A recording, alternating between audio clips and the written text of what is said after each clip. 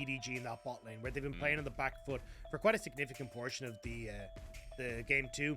Jiejie as well, going on towards the Lee Sin, had a phenomenal performance against JDG. So very much an early game aggressive team coming through from EDG. Could always go back towards the Jhin to round out that strong bot lane, especially against someone like the Jinx. If you're not taking cleanse as this Jinx, you're kind of going to end up running it against how strong the EDG trio could be, if that's the decision that they want to go for. ShiauC, though, we'll have to see what he wants to go for here. Is actually going to go towards the Alistar, so haven't seen that in quite a while. Alistar can provide a good amount of disengage for the likes of the Leona and provide that safety for the Jiejie if he decides to play off of that trio that we were talking about with the Jhin now locked in for EDG. It's funny because it's against Meiko, like one of the best Alistars in the league. Him and Ming were exceptional back 2016, 2017, more 2017, excuse me. So running that against Meiko in game 3 is going to be a big task for ShiauC, but exciting to see a different support, like a different champion. Again, the meta is literally like biting into a 5-day-old corn thin that's been sitting in the wind. And the fact that we get these small little changes is nice to see, Dagda, as we start looking at the solo lanes again, that I hope we get something a little bit different there too. At least the bans are going to stay the same, right? Renekton, Graves, Gwen, probably going to come through for Ultra Prime. See what the plan is here for EDG if they want to go something a bit funky. I will say, Flandre, I appreciate that you're being creative in the top side, but I think he does need to think a little bit more about some of these. Yanni was phenomenal. Loved the Yanni. Thought the Vladimir was great. Cho'gath, not so much. So I'd be curious to see exactly what the plan is here for Flandre. Viktor going to be banned away though, so he will be moving away from what we've seen thus far. Scout could be eyeing up a Vex pick in this mid lane. Well, Vex is something you talked about last game, but it completely went through, and saw Scout, change it up instead and go with something original like the Viktor. I'm sorry, I couldn't keep a straight face. But top lane, final one, Gwen was the last ban. Zoe instead, so Gwen blind, Dagda is a safe pick if they want to give Scout counter. Yeah, I feel like Gwen, a super strong pick, and again, does really well against what Ultra Prime want to do, right? Because Gwen can just plonk herself down in between Jinx and whoever Jarvan is engaged upon. Gwen, you either move up into Gwen's range as the Jinx to deal stuff, but not going to be the case. It's actually going to be the Gragas coming through for Flandre, unless we get some mad stuff coming through with the Everfrost mid for the Gragas, but I imagine it's top side. Ultra Prime going to take the Gwen. Super strong pick, makes sense. Great late game scaling. And then for Cryin, I'm curious to see what his plan is actually for the mid lane, because Corki gone, Raya's gone, Viktor gone, the Twisted Fate gone.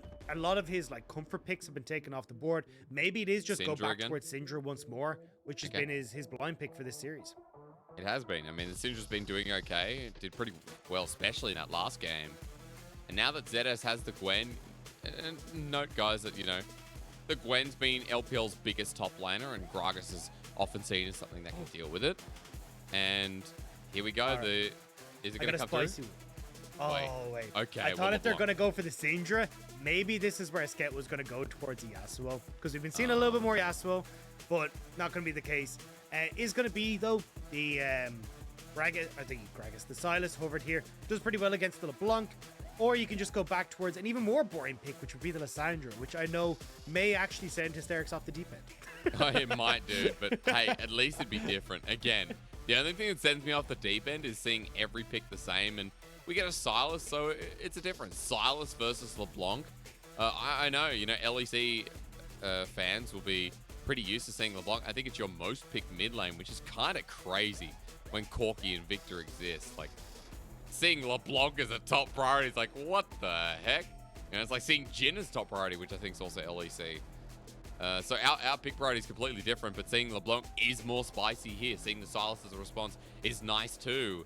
Dagda, it tells me that, this might be about mid 2v2 coming into this game. I agree, and I definitely feel like for EDG, it's damage. That's an insane share.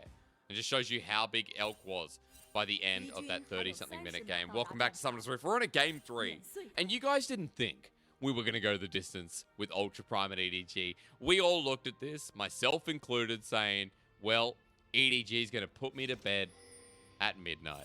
But it's 12:30 right now, and we're still going in the series because Ultra Prime have some fire. And we got some gas to take you into this final one. Dagda, different picks. Where do you want to start? So on EDG side, as you said, mid jungle 2v2, super strong. Also think you have the opportunity to try and make some plays here for Jiejie down towards Viper Meiko. Like very easy picks on towards Elk. Even onto ShiauC as well has gone for the glacial augment, which is a little strange, I will say, on the Alistair. I still personally prefer kind of going back towards the Aftershock, just because you do launch yourself in, and for the early stages, it's nice. Yeah, that or Guardian. Yeah, that or Guardian, yeah. I mean, I've even seen Phase Rush, which I don't hate either.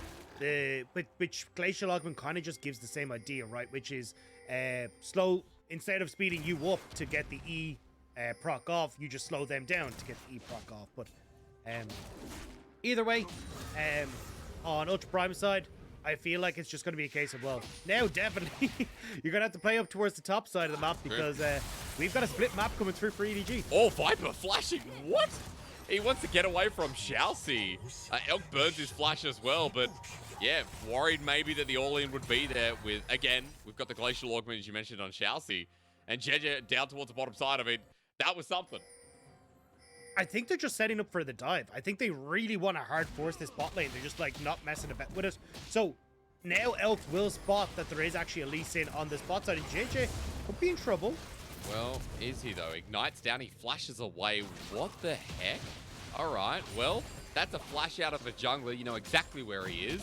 And with this vertical jungling from both junglers, I feel like right now, if you're Hacker, you're cheering. You're like, well, we just got Jiejie's flash. We got Viper's flash.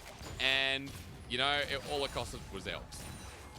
And they're no longer low enough in this bot side either for EDG to try and look for a dive. So Jiejie, I mean, still here, but he's just spent an awful lot of time clearing camps, whereas Hacker, he's managed to get through the Wave's not even camps big that he anymore. needs to, and it's moving back mid.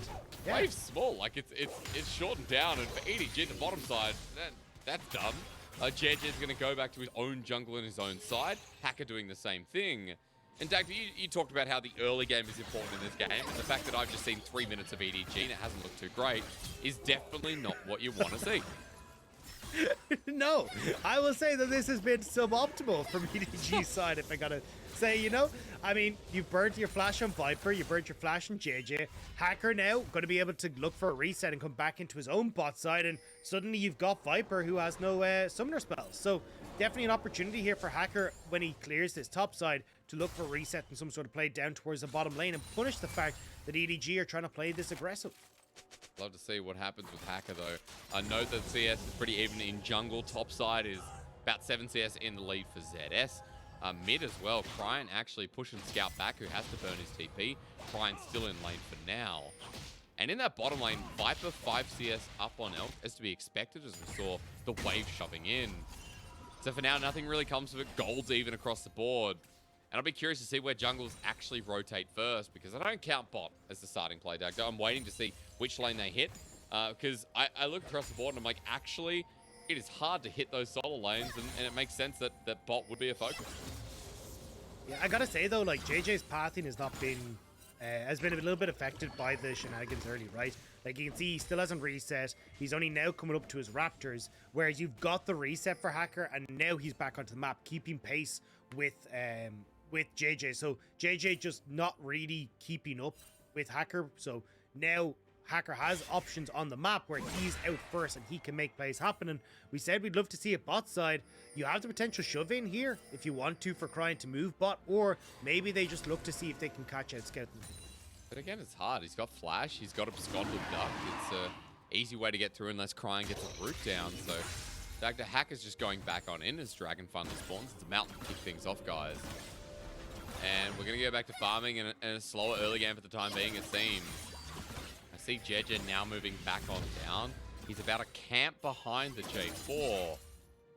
And so Hacker's also down here. I mean, for now, we're just like, all right, let's rotate for Dragon and just try and get some of this deep vision that EDG are obsessed with. Yeah, I think they're trying to contest the respawn, but they don't have position.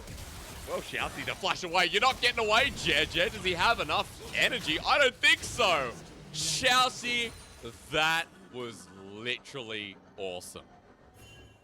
That was so well played by ShiauC. And again, good read from Ultra Prime, right? We were like, look, They know that Jiejie... Oh, Hacker.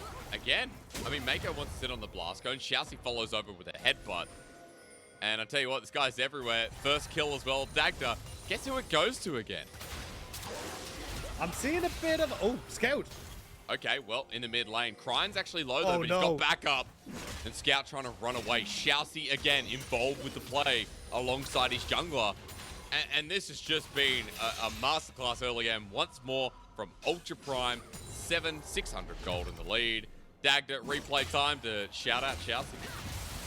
Yeah, I was going to say, I don't think you want to try and contest this respawn on the bottom side, right? Especially as we talked about, Jiejie was behind on tempo in the jungle.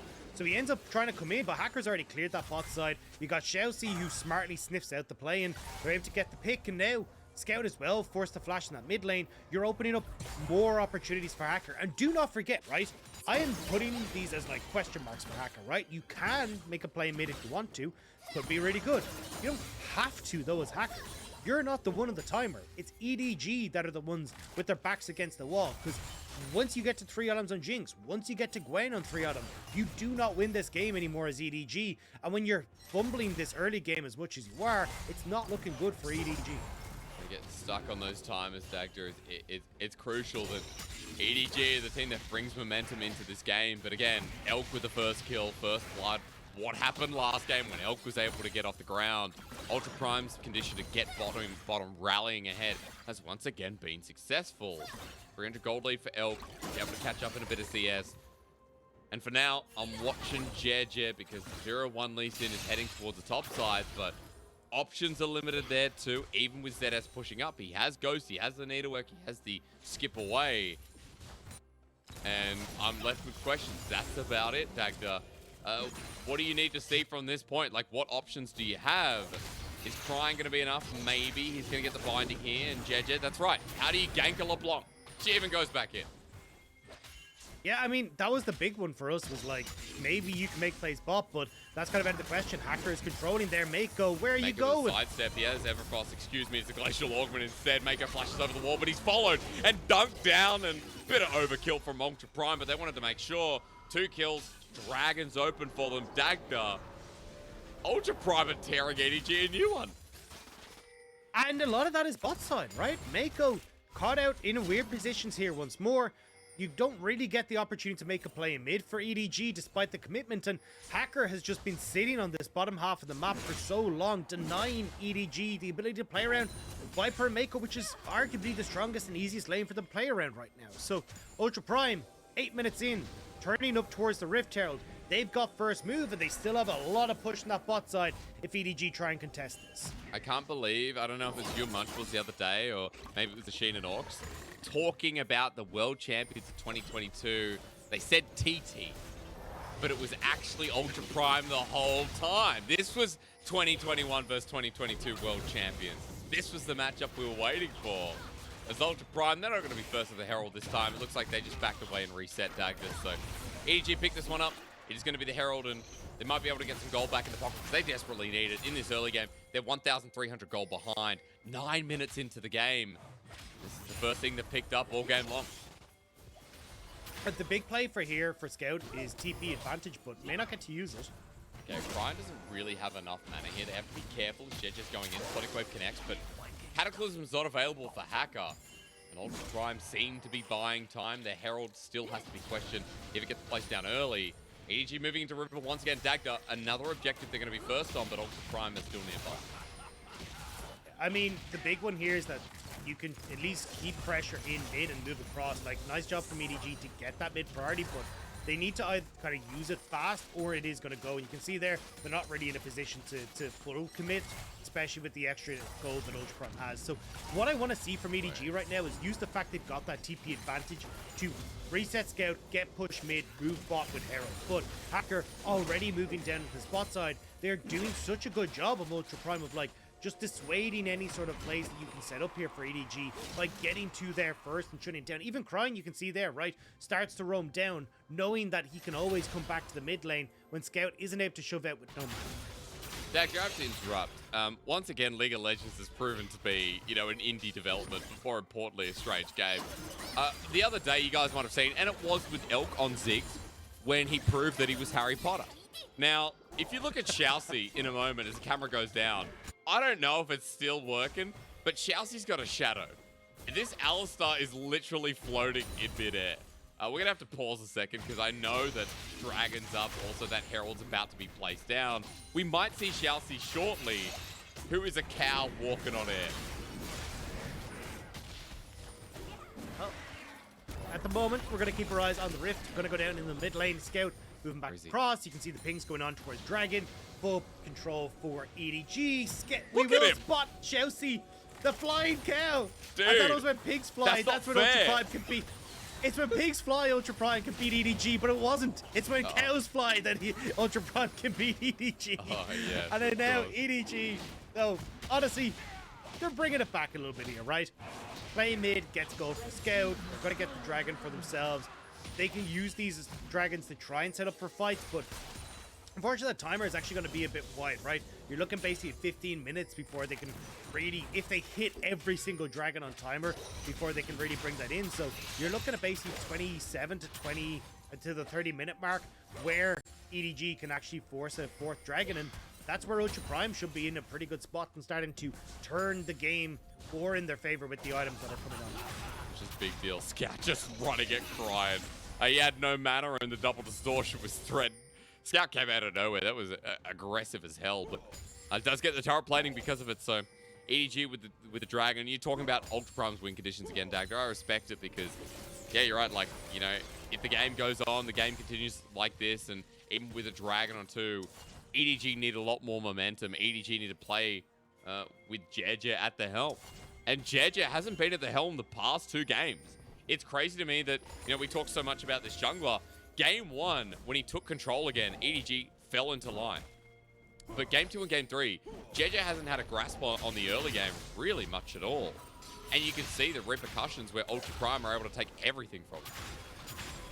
And honestly, he's put himself in some weird spots that have given Ultra Prime advantages. So it hasn't been the best of series for EDG or Jiejie. So unfortunately for EDG now, they are still in a pretty rocky position. ShiauC trying to get out on the map and see if he can match the roaming from Meiko.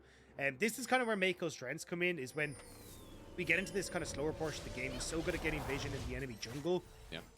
But there's no real follow-up, right?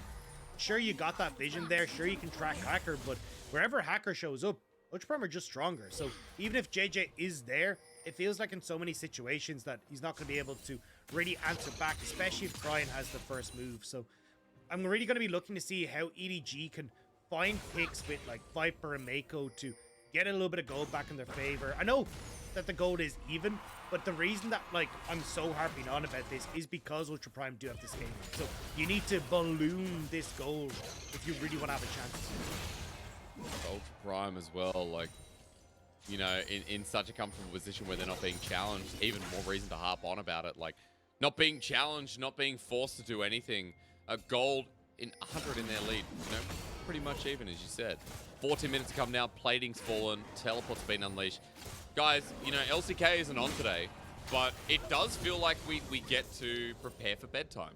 There's 2 kills in 14 minutes. It's the LPL. We have high expectations. It's currently 12:50 for me. I'll be going to sleep after this. It's a great little warm-up for the bed. And, you know, Dagda, it's nice that EDG and Ultra Prime could give this to us to finish off the night. Yeah. You know, sometimes it can be a bit of a long time. And it can be a bit of a long week, you know? It was a super... every week is a super week in the LPL. We're just coming back off of 9 series from Friday, Saturday, and Sunday. And EDG was like, you know what, Ultra Prime, let's give the lads a break. Let's take this nice and easy. Let's have a little bit of a slow stream where we can bring it in. You'll probably find us on like apps like Cam or, you know, Headspace. Probably going to want to sponsor this just because of, you know, this is how you just lull yourself into a nice... I didn't know the first app, and I thought you were going a different direction with it. No, Cam. Yeah, I don't know what Cam is, but I'm like, that doesn't sound PG, Dagda. I thought we're going. Oh, calm. However you weirdos say not it. I Cam. don't know. Calm. You are people say things differently. Yeah, that almost went a fun little direction. Hey, we've started though. Everyone wake up. Okay, everyone back to sleep. And I think the biggest thing is, I want to find out if ShiauC dies, Does he stop floating? I feel like he would as he respawns. A question only time will tell. EDG going to start up the Herald, but they're not fully committing. Ultra Prime walking into the choke. Elk is in the middle here like a sandwich. But Flandre, speaking of sandwiches, is waddling on in. And you can see 5 people here. Scout with a flanking angle. Ultra Prime, this is going to be a full 5v5. Okay, now's the time to wake up. ShiauC in with a 2-man knockup. Jiejie and Viper immediately flash away. They've built space. Ultra Prime, this is not a good position, but into the back line. Scout is actually awkward himself. ZS and Elk deal with him. And now for the needlework, a curtain call. Everything flying down the line as ZS continues to charge forward. Ultra Prime, guys, I didn't see who got the Rift Herald, but it's a 1-for-1 trade. It's Jiejie with the purple hands off of that one, so he's just managed to pick that up. But as he said, 1-for-1. I think EDG will be happy to have escaped away with that Rift Herald, and just before Elk got excited as well, so not able to get involved. But 2 kills now for the Jinx, and you've got to make work with this Rift Herald, otherwise you're running the risk of getting to the later portion of the game and you're going to be in trouble. Great engage by ShiauC here, and Scout tries to get involved here, but you see Jarvan leaping forward. You've got the invulnerability there for ZS, which comes through, and it means that Scout basically achieves nothing before he's pushed out of the pit. And from that point forward, nearly able to follow up on this are Ultra Prime, but ZS getting kicked away by Jiejie just buys enough space for EDG to escape. 4 kills now at 17 minutes. We got a fight, but we only got a trade, and at least now in front of the dragon, which is going to be Ocean for the second dragon. Going to make things a bit more interesting. 17 minutes and 2 dragons taken. That's something. Like, we're definitely on a slower timer, and you know, for EDG, they get into the river first. But Ultra Prime Dagda, I'm still scared. They got full completed items, got a seal on this Jinx, it's got 2 kills. Still think you have to be wary, you know, taking this fight even this early on for EDG. Hey, EDG though have a really good position here where they can actually control this entrance and make it really difficult for Elk to get through. So Ultra Prime, a bit late to the party, means that they're not quite able to get the position that they would have wanted to fight EDG. So now, with that turret low, Rift Herald goes down, and Ultra Prime will be forced to defend the tier 2. Well, it's going to get a charge. It's just going to go down immediately. So defending tier 2 shouldn't be a problem as explosive cast comes through. And all right, Flandre was just a little bit upsetty, while ZS is going to take the bottom lane turret. So Herald means that it's only a trade, Dagda. Gold goes back to being in Ultra Prime's favor. Yeah, the big question is what can EDG do with this, right? Like, if they're able to win the mid push with Viper, maybe they're in good spot and then can like shift Meiko and kind of play like almost like a seesaw style with Meiko playing up towards top, moving towards bot, trying to see if they can find picks. But at the moment, they're just not able to control the wave mid as much as they would like to get deep vision, which is going to make that play a little bit harder, especially if Elk gets free time on like mid turret. He'll just trade whatever play you make on side lanes with that mid turret. Well, I'm waiting for that trade to come through. Dagda, we're going to make sure 2 things have to happen here. 1, audience can't fall asleep. 2, you and I can't fall asleep here. Because honestly, you know, right now everyone's kind of just like cuddling up to the vision clearing away. We're waiting for the Baron to come up in 35 seconds, but I have something that can get you a little bit excited though. Okay. We already have flying cows, all right? But what about golden flying cows? Wait, we got the Zanyas coming through for ShiauC. We do. So ShiauC is going to be playing like fully just, I'm going crazy in this game. I hope, because otherwise the Zanyas is just kind of pointless. But I'm all for him to go ham in this and see exactly what he can do. And also kind of just the double invulnerability means that ShiauC can go in twice, super aggressive, and maybe set up for some crazy stuff for Ultra Prime. Because right now, Gwen completing near her second item. Elk already has the Kraken Slayer and that Ruin's Hurricane. I'm very sorry, EDG fans, but yous are starting to get outpaced. And with this next dragon coming up in just 3 minutes, it feels like Ultra Prime, as long as they can get the even fight in River, just with raw damage, can actually take this fight. Well, I mean, I'm ready to see it. You know, there's co-streamers, Dagda, that have come to see flying cows and Zonyas and, you know, team fighting and, like... They traveled far and wide. Dude, weird time zones, waking up early from North America. You know who you are. You know, there's a couple of you as well. And one of the days that we don't have Cadril or mid beast. I don't think Coach Ribbing today. I think it's just an I will dominate day, a Kelsey Moser day. This definitely feels like the day where I would love to have call-ins one time. You know what I mean? You know, we're obviously working from home. We're not in Shanghai. It'd be lovely to have call-ins and do like a quadcast at this point, because at 21 minutes. Teams are doing nothing but kind of take turrets here and there, trade off a vision. Hang on a minute, let's do it. Meiko, is he caught out? No. Jiejie, is he going to do anything? Deadly Flourish? No. A turret goes down. Guys, a turret went down. That's so cool. That's so cool. All right. Kill in the bottom lane. We might get like a trade of some kind coming through from Ultra Prime. As we said, like Elk alone on mid lane turret would actually be kind of disgusting, but not going to be the case. Instead, like, they try to match EDG on the top side, so EDG just trade up effectively there. Now, minute until this dragon, this is where the resets are starting to come through for EDG, and they want to make sure that they can win off in these trades, but just getting in the replay, Flandre missing out on that body slam was what started that all in for ZS, but not quite able to finish it. So now, 50 seconds, you have EDG entering back into the map. They should have vision control in river. You can see only Ultra Prime able to just kind of get into their own jungle, not quite able to pass river. So this could set up nicely for EDG to find flanks for Scout on towards Elk. But if you end up in this front to back, it feels like it's Ultra Prime all day long. It does. Again, Dagda's put out the conditions really nicely. Like, how this scales is huge. Floating cow, by the way, we'll keep mentioning it. I want to point out that times like this as well, when you're in the LCK, you know, we love Atlas. Atlas is great. Congrats on World Finals, by the way. These are times where you ask, does pineapple belong on pizza? And really get into the nitty-gritty. Yes! A kick play! Solar Flare into the back line as well. EDG have found a pick on top of Cryin. I shout in absolute hooray that we finally got something happening. I mean, ShiauC has a Zhonya's. It felt like it was needed for Cryin there. Great play from Jiejie, and that will net them the third dragon. So nicely done without real contest here. Again though, oh, I saw that rocket coming. I wasn't sure, but EDG starting to put pings on towards the dragon. Sorry, towards the Baron. With Cryin dead, shove in mid, maybe move their vision up towards this top side. But yeah, I think pineapple belongs on pizza. That's the end of my analytical point. Okay, well, we'll continue to talk a bit of BS if nothing else happens. But for EDG, like, the fact is, this game, you know, it's still not done. We're still not at a scaling point. They're trying to make a play on the bottom side. It's Scout on top of ZS, but thank you so much for the mist. And ZS stays alive, of course. Jiejie made the play happen, Dagda, and Dragon got up for a little while. It's just sort of taken down. It's sole point that's been achieved. Baron's there too, but look, Ultra Prime just channeling mid. There's no time to talk about pizza because Soul Flare comes on down. Elk cleanses immediately. We finally get the fight. Explosive cast, great. Onto Elk, the Sonic Wave. Jiejie set up for success. The Ward Hop, the kick a bit early, but it's double Cataclysm at the exact same time. EDG is sick at a round of doing nothing as Viper hits from the back line, but Ultra Prime are getting diminished.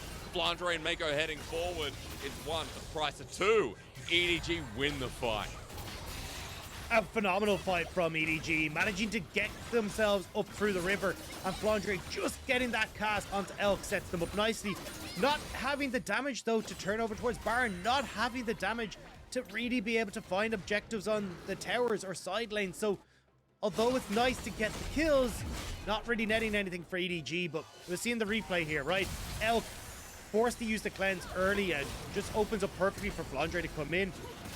Jiejie, by some miracle, doesn't hit Hacker with that, and it means that when he gets the kick here, is actually able to set up nicely for Scout to finish off with the Cataclysm. Dude, I don't know, what is two Cataclysms? You get one, but two next to each other. Cataclysm? Yeah, well, that was a lot of rock formation going through there, so I love to see it. We've got a fight finally, 8 kills in 25 minutes, much better than 3. And after that fight, Dagda, Baron wasn't taken. We come back to live. But we do have an EDG that are now up at a significant enough goal where I'm like, okay, Infernal Soul's coming up. The way we think about this game is going to change a little bit with EDG being able to catch up in items and more importantly, take over. Blue team's turret has been destroyed. I mean, EDG definitely having control of the map right now. The Infernal Dragon would help them out significantly in progressing to a point where they can match Ultra Prime for longer, but Cryin does just find Meiko off to the side. This is where we need to see if EDG just being able to play the map better than Ultra Prime can net them the win, because that is what we saw in game 1, them being very good at just moving back and forth across the map. But at the moment, a little bit of staggering coming on as Ultra Prime hold off on the mid lane push. Dagda, he's still flying. That's why I'm laughing. ShiauC's still flying. He's still there on the side. Like, he's not touching ground whatsoever. Oh, he hex flashed. Did he just touch ground? Did the client fix him? No. No, he's still flying. All right, well, ShiauC was trying to hex flash. That's going to be a bit of a cooldown. Sonic Wave once again, the root down, deadly flash. ShiauC goes gold. Was that Zhonya's intentional? Well, maybe it was to buy time, but Unbreakable Will stolen by Scout means he can just run through the fight. The Soul Flare doesn't do anything. The Unleash Hell from the Curtain, that doesn't do anything either. EDG used 1, 2, 3. Yep, 3 ultimates. And now on the Spectator, Teleport has just turned black. Like, there is no summoner spell for Cryin, ZS, Scout, or Flandre. It's literally an empty space. I don't know what's going on. Yeah, the UI for Teleport with the Unleashed Teleport, it's not a big fan of it. Really doesn't seem to like trying to figure out between the two. But yeah, Flandre, Scouts still have theirs up and available. You can see ZS, despite the fact there's no purple picture, you can still see that timer is going to be just slowly ticking across. So at the moment, EDG kind of feel like they're running up against the rock wall. 50 seconds until this dragon, though. Maybe they can blow up in the game from here, but as you can see, Ultra Prime, quick resets coming through, getting back on the map. LDR completed for Elk. He's hit his 3 items where he can really go toe-to-toe with the health bar that Flandre has. However, Shadow Flame as well for Cryin means that if he can get into a good flank position, can threaten Viper on the back line. Flandre, 3-item strong front line too. EDG actually getting forced out for now. The Jinx walks in and notice that Elk is again in a good position. So 80 carries people to watch for sure, especially those mid laners too. Cryin with 2.5 here for Scout, who's almost got the Rabbit on Death Cap. EDG after clearing out the mid wave, Dagda 5 seconds still there, Infernal Soul. Cataclysm has been stolen. Are you guys ready for the Cataclysm? Probably shouldn't say that ever again. Viper gets poked out a little bit by Cryin. EDG are in the pit, but ZS is starting the dragon. Flandre goes on an explosive cast on the flying cow. He's dead. Let's reset that height as Scout goes in again. His Cataclysm used, but he's gone gold, but so is ZS. Right into the backline. That Cataclysm is onto 4. Sonic Wave, into the backline. There's a Solar Flare onto Elk. Deadly Flourish locks in place, and EDG are actually on the escape path, but ZS is going to block this for now. The 4-shot doing minor damage. ZS at half HP.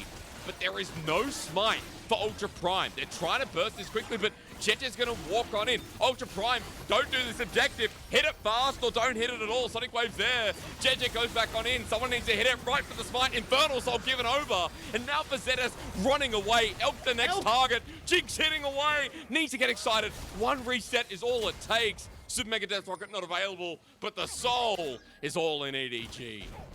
But the pings are going on towards Baron. Ultra Prime want to make sure that when EDG are resetting, they can go for it, but it looks like they're not convinced. They're still a bit worried about the health bar and Elk, and we'll see it here in the replay. I thought Elk was about to pop off in this fight. As you can see, ShiauC just gets deleted. Elk now in a great spot, but not willing to push forward here because Scout's still in that Cataclysm. And even here, right, big AoE from that Runaan's Hurricane, but just not getting the shots off onto the key carries on the back line. And it just feels like, well, unfortunately, not able to deal the damage to the low members on EDG. Thank God this game's becoming something, because I don't know, pass away at 26 years old. We got 12 kills, but I think importantly now with the Infernal Soul and these fights starting to come through, we're getting interesting. You know, Ultra Prime decided to hit the dragon there, and EDG like, well, we have Smite, and they took it right away. Infernal Soul's now there, Dagda, and Baron's sitting there waiting. Imagine, you're sitting there and you know, your mother's just cooked this amazing dinner. You need to wash up. But you're deciding, do I wash up after a game of League, or do I get it out of the way first? That's what EDG's thinking right now. They're thinking, well, maybe we do it after dinner, because Ultra Prime, waiting for them to come to the table, waiting for them to sit at their place. Hackers moving in, and even though my analogies make no sense, maybe the team fight does. Great Solar Flare into the back line of ShiauC. Not really flying anymore. In fact, Ultra Prime won't be flying after this as well. Viper's damage insane, and the Infernal Soul on a Jin. Of course it is. Another kill goes down Ultra Prime, burning down fast. That's 2 already dead. And now it's time for dinner.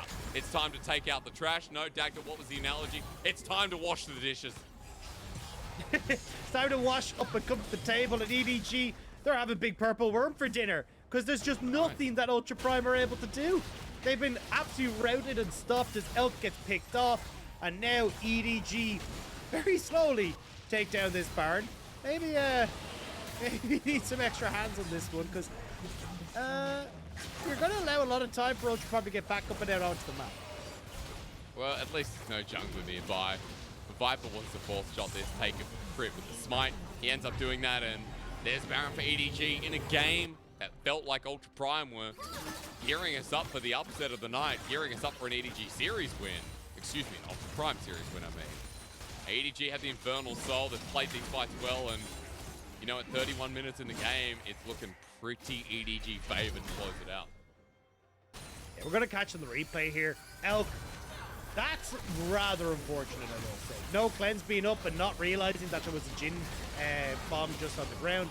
Straight into the deadly burst. Really well played by Viper, honestly, to manage to pick that off. And it just sets up beautifully. There's nothing left here for Ultra Prime. As soon as Elk goes down, that's the main damage dealer down when ZS is inside lane. Also, I think Viper's damage is just not underrated whatsoever. He's 3.5 items and he's doing 1664 on his crits. So this Jin, with the range from Rapid Fire 2, is popping even people like Hacker. He's a bruiser. He's got Jiejie second, so that he can go in and buy the time for Elk on this Jinx, for Cryin on the LeBlanc. And EDG now pushing on in. Might not be relevant information for now because EDG are just taking down names. And look at this, with the Baron buff, they're able to push on in. They've got 1:43 left. Dagda, this turret is not long for the world. Ultra Prime nowhere near. Yeah, ZS only just resetting from the top side. They were trying to defend mid, but it gives EDG that bot lane structure now. As you said, 1.5 minutes left on the Baron. They can still continue to push in, siege up mid. You can look at Flandre going to collect that mid wave and set it up, but ShiauC's just taking a pummeling in this mid. Yep. I think the mistake for ShiauC not getting the early Shirley is... Oh, there we go! Well, 4 shots at the ready. Watch Viper. He hits ShiauC once again, and he's taking so much damage, even with the Unbreakable Will. Scout takes it. Cataclysm in the backline, but EDG still healthy enough. Infernal Soul packs a hell of a wallop as into the back. The Observer even freaks out. Too much action for this sleepy game as the curtain call hits all members, and EDG, they want to end this one before the 35-minute mark. Dagda, Baron on 4 members. They're going to run it home. The team fight is still just too strong from EDG. Scaling be damned, Infernal Soul lives on, and EDG will look to take the series. If only just Ultra Prime gave them a very good run, but at the end of the day, EDG will remain undefeated in series, but we have our eye on Ultra Prime. And EDG, we have our eye on you because this series, there's going to be a lot to talk about. There's going to be a lot to talk about with the coaching staff. But hey, a win's a win at the end of the day. Keeping it interesting somewhat, you know, EDG, making sure that they are battling Ultra Prime right to the end, but you can see not really big smiles on the faces of EDG. They know how close that one was. I mean, for a composition that looked like it was going to be able to play through the bot side, not really finding that window to actually pressure, and losing out when it came towards just kind of pathing in river, getting caught out, Ultra Prime finding picks. It really was saved on several occasions by like picks from Viper on towards Elk. The team fights just about being saved by Scout, who honestly played phenomenally in those team fights. But it will be